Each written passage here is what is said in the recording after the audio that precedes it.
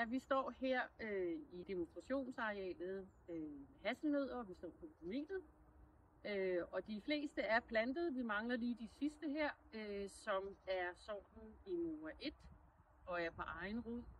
Det der er i det her areal, det er, at der er 15 sorter i alt.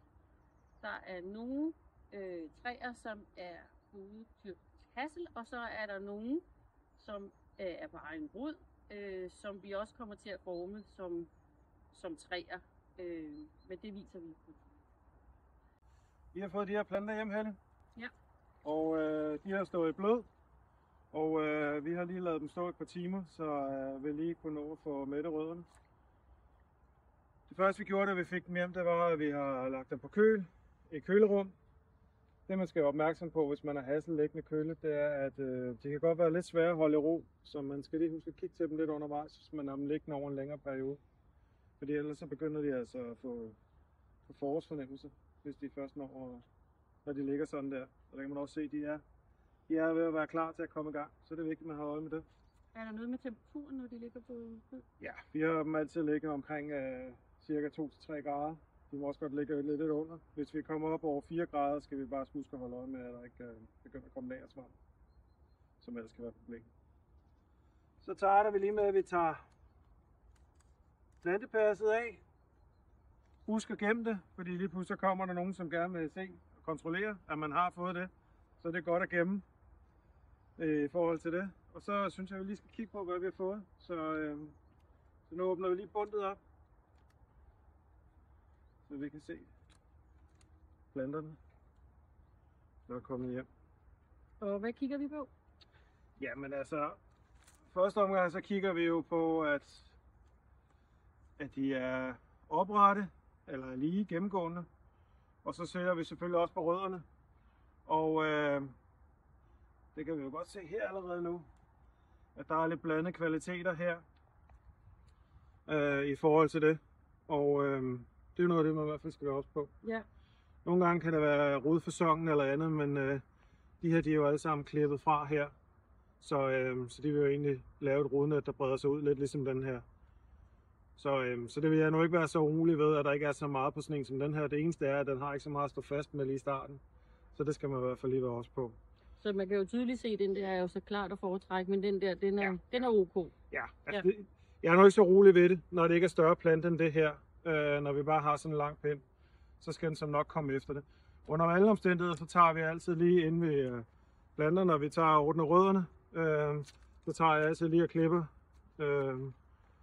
lige sådan en håndsbredde her. Og det gør jeg for, at når vi skal have dem ned i plantehullet og andet, hvis de er meget lange rødder, og vi ikke kommer til at bukke dem eller få dem til at vende opad, men så har vi lige skåret rødderne her engang, og så laver den en masse nye fine rødder ud herfra. Så man risikerer altid, at når man har barrodsplanter håndteret, at de alligevel tørrer ud i rodspidsen. Så det der med at klippe dem, det synes jeg i hvert fald er en fordel at gøre. Nu ser jeg, at der er nogle små skud her, og vi vil jo gerne have dem, hvor der ikke kommer skud fra sådan knæhøjde, eller skuden skal komme fra knæhøjden. Og, ja. Så derfor så nu, når vi alligevel har fat i dem og arbejder med dem, så tager vi lige og nuller de her skud af, når vi alligevel står med dem.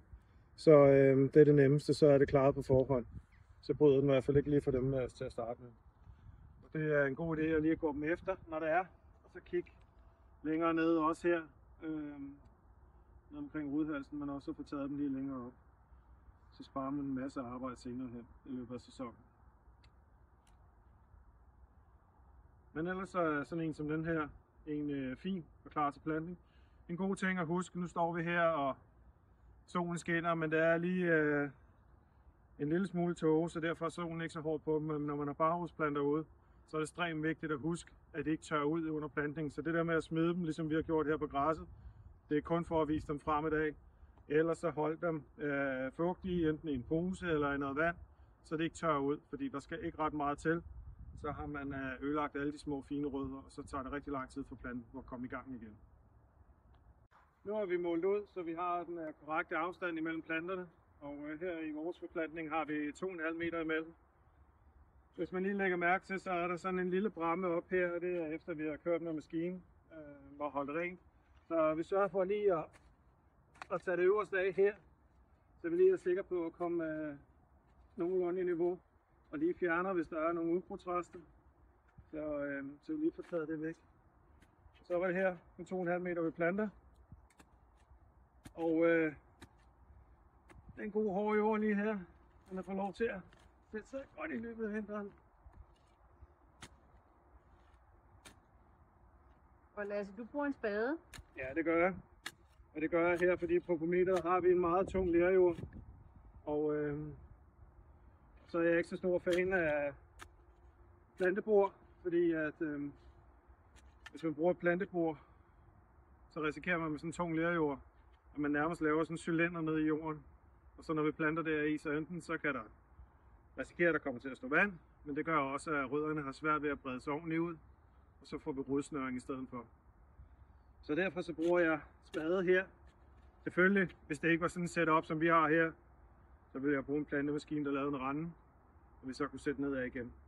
Plantebor er glimrende på nogle lokationer, men ikke med sådan en tung lerjord, der vil jeg i hvert fald aldrig bruge. Så er plantehundet klar, og vi laver en dobbelt størrelse af roden her. Nu er det ikke så store rødder på haslerne, så jeg behøver ikke at grave så voldsomt. Og vi har en her. Så var det der, hvor jeg lige lidt over en håndsbredde lige klipper rødderne. Og så er den egentlig klar til plantning. Vi måler lige en gang, og nu har jeg jo gravet lidt dybere her end de her rødder. De er jo ikke så store, så jeg fyrer lige lidt af det gode løse jord ned igen her. Så har den også lidt nemmere ved at komme i gang. Jeg skal i gang her. Så sætter jeg den ned. Kigger, at rodhalsen flugter med jordoverfladen her, så jeg ikke får den for langt ned. Og så er det ellers med at få noget jord i hullet igen. Og altid lige sørge for at holde fast i den, så man ikke får presset den med ned undervejs her. Og så lige et let tryk på siderne, så er den egentlig klar. Og afhængig af hvordan og hvorledes man har tænkt sig at holde ren, hvis man kører med maskiner og andet, så er det vigtigt lige at huske at holde øje, hvordan vinkler den ud. Den her meget flot og lige, så der er ikke de store problemer i det. Men der er plads til pind, og hvad der ellers skal være i forhold til opbinding her, hvor vi kører med drypvanding på. Nu har vi fået plantet den, men den skal lige have lidt stabilitet. Og det er klar, Søren. Ja. Den er klar med bambuspind og Max Taper her til opbinding. Yes. Jamen for at give den lidt stabilitet, så den ligesom kan klare vind og vejr, og når Lasse kommer med maskinen senere, så giver vi den bambuspind. Og så skubber vi sådan godt ned, cirka 10 cm. Og så max taper vi den godt til. Og vi max taper altid med, hvad skal man sige, med næbbet på den modsatte side. Sådan at vi ikke beskadiger barken, at hvis den napper lidt, at den så tager fat på bambuspinden i stedet for.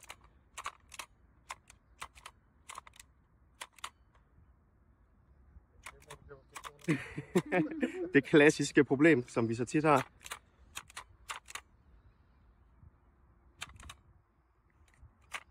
Jeg har givet den 3 gange her, og så på lidt længere sigt, så kommer der også et tensorstål på, og så bliver den bundet op til det. Men på nuværende tidspunkt, så bliver den bare bundet op til en bambuspind.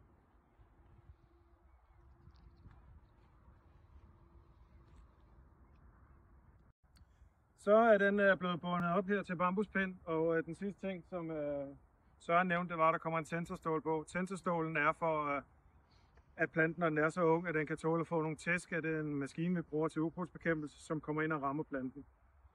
Derudover så har vi drypvandingsslangen kørende her. Den er hævet her, for at maskinen kan komme ind under og renholde. Hvis man lægger den ned på jorden, skal man være opmærksom på i forhold til ukrudtsbekæmpelse. Der bliver monteret membraner her til drypvanding, og det bliver gjort cirka en 20-25 cm fra planten på hver side. Der kommer der til at sidde 2 membraner, som drypper ned. Vi sætter dem ikke helt op af planten, fordi det skal ikke til at løbe ned og være fugtigt lige op ad stammen etableringsperioden.